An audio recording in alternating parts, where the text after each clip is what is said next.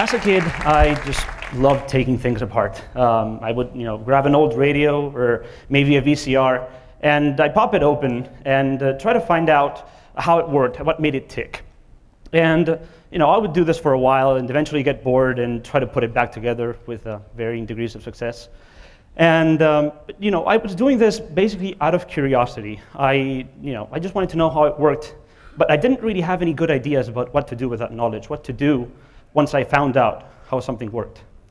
And this really started to change about 5 years ago. In 2006, Nintendo released the Nintendo Wii console, and the Wii console came with this very interesting device. It was a game controller, but it could do more things. It could sense motion. It could be used as a pointer. And it was really revolutionary in a way, and people were interested in using it for other things besides the game console. So when it was released, I bought one, and a lot of people started looking into it. We wanted to use it with a computer. And people quickly realized that the Wii Remote is actually a Bluetooth device.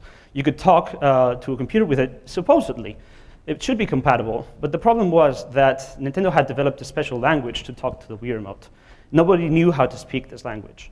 So we had to somehow learn this language in order to use it for our own purposes. So I started looking into this, and I really wanted to figure out how this language worked.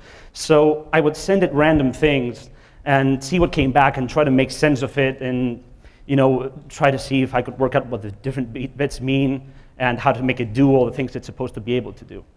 And eventually, after quite a while of experimenting, I figured out how most of it worked. So I didn't really know what to do, so I did the most obvious thing. The Wii Remote is used as a mouse on the Wii, basically. So I used it as a mouse on my PC, and I made a horrible little YouTube video trying to show this. And I didn't have any other ideas, so I posted everything I'd learned online. I wrote it up as a wiki page and wrote all the documentation in this special language onto a public website and said, see if you can find out some interesting things to do with this.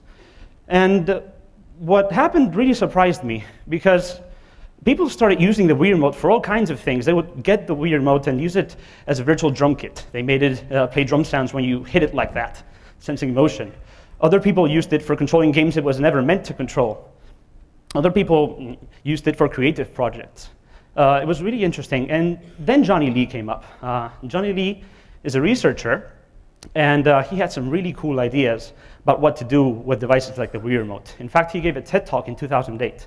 And this is what he had to say about the Wii Remote. For the second demo, I have this Wii Remote that's actually next to the TV, so it's pointing away from the display rather than pointing at the display. And why this is interesting, here they are, is that if you put on, say, a pair of safety glasses that have 2 infrared dots in them, what these 2 dots are essentially going to give you is give the computer an approximation of your head location. And why this is interesting is I have this little application running on the computer monitor, which has a 3D room with some targets floating in it. And you can see that it looks like a 3D room. If you can see, like a video game, it sort of looks 3D, but for the most part, the image looks pretty flat and bound to the surface of the screen. But if we turn on head tracking, the computer can change the image that's on the screen and make it respond to the head movement. So let's switch back to that.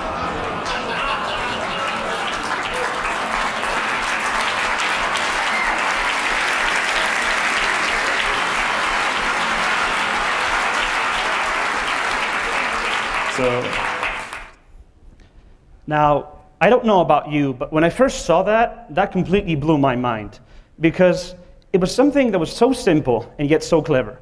So the Wii Remote is normally in your hand, and you point it at the screen that has a little bar that's just a light, basically, and it looks at where you're pointing. He just flipped those things around. He took the Wii Remote, put it on the screen, and then took this sensor bar and just mounted it on his head on some glasses. And by doing this, what he created was that virtual 3D display that you just saw that actually changes depending on what way you look at it. And technically, it's so simple. It just takes flipping these things around and doing some high school trigonometry and a little bit of programming. But of course, it's such a clever idea, and the idea is what matters. Once you have that idea, you can do anything. So I started to realize just what people were capable of doing once they were able to use these gadgets in these open ways that they were never meant to be used.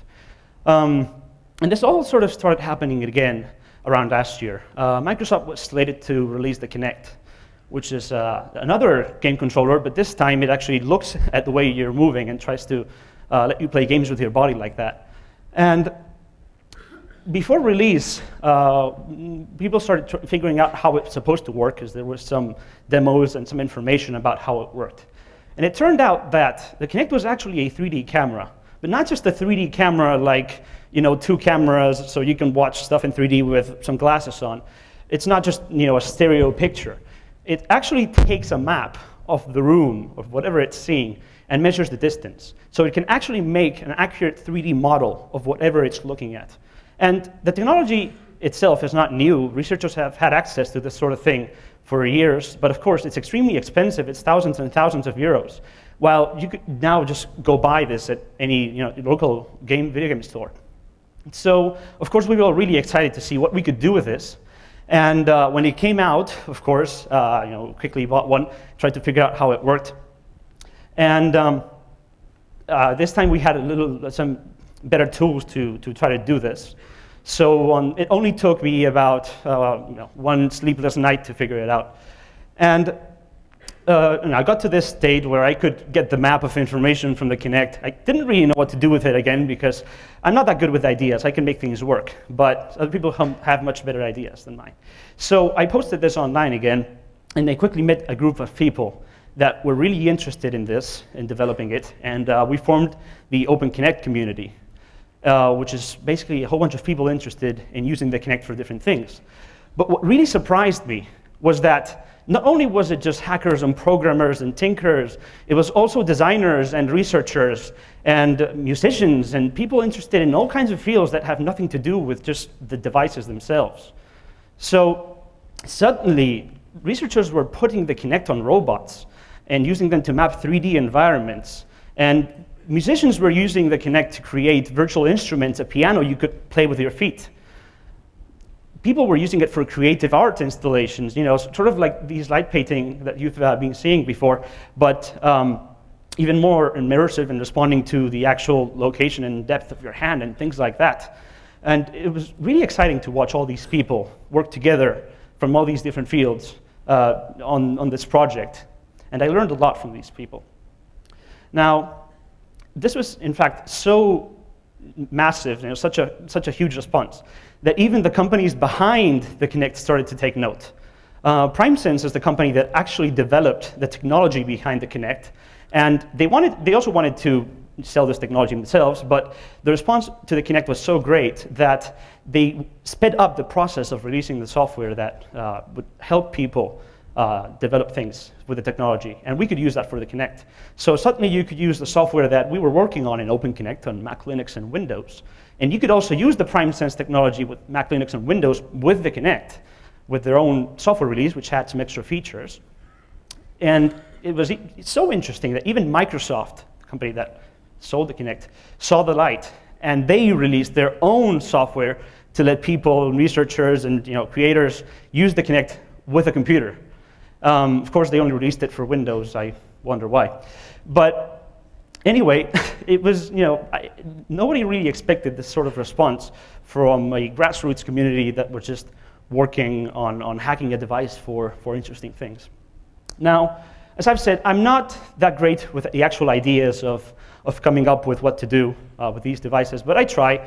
At around the same time as I was working on the Kinect, I was also working on a personal project. I became interested in laser displays, the kind that you see in laser shows, but the problem with these systems is that they're extremely expensive, thousands of euros again, and the software is also very expensive. And this didn't really make much sense because the technology isn't that complicated. So I was working on making a more DIY, tinkerer-friendly version of a laser display that you can run using some hardware in your computer. It looks about like this. Oh, sorry. And it looks complicated, but it's actually, again, made from simple parts. That's actually a Chinese laser pointer, and that's a Chinese USB sound card. And these are Chinese mirrors that are used to control the laser. It's all stuff you can buy online for really cheap. So this is a project of mine, and it could display images and videos and things like that. In fact, it looks kind of about like this. That's the actual laser over there. But I wanted to see if I could do something more with it. And I've been learning about this Kinect thing. And I thought, gee, besides displaying things with the laser, could I actually use it as an input device, much like the Kinect? Who here has heard of Jean-Michel Jarre? I got a few people. He's a stage musician, and he does this act where he has laser beams come up from the floor, and he plays music on them like that. And it actually plays notes when he intercepts the beams. And in case you're wondering, it's actually a real instrument. It's not fake. He actually had someone build it for him. I wanted to do something like that, but the thing is, of course I could easily project the beams from the ground. I have the projector, just tell it to put some dots. But I had to have a way of sensing it. And I wanted to do that in the simplest way possible. And the gears started turning in my head, and I figured out that maybe I can make it using some of the things I learned from the Kinect. What I decided to do was I took a webcam, the kind you use to chat online. In fact, it was actually from a video game too, but you could use it with a computer. And I pointed it at the ceiling so that I could see the dots on the ceiling that came up from the beams. And the idea was that when you would intercept one of those beams, the dot disappeared and it could play a note. And a year ago, I would have thought, gee, I have to learn how to do computer vision now, and this is so complicated, and I have no idea how to do it. But the people I worked with while doing the Kinect hacks taught me that there are some very good pre-made computer libraries and programs that do computer vision for you that were used for the Kinect. So I had learned enough that, in fact, all you had to do was really tell the computer library that was already there, hey, find me wherever there are any bright objects. And then all you have to do is, if they disappear, play the note. So I implemented this in about one afternoon, and this is what came up.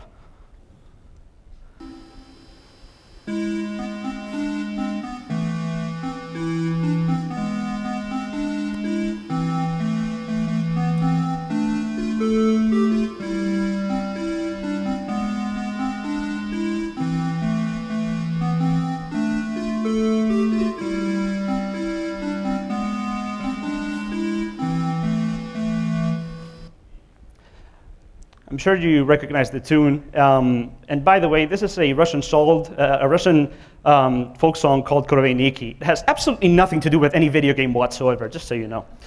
So, I hope some of these ideas have inspired you to dive into the wonderful world of hacking devices and making devices.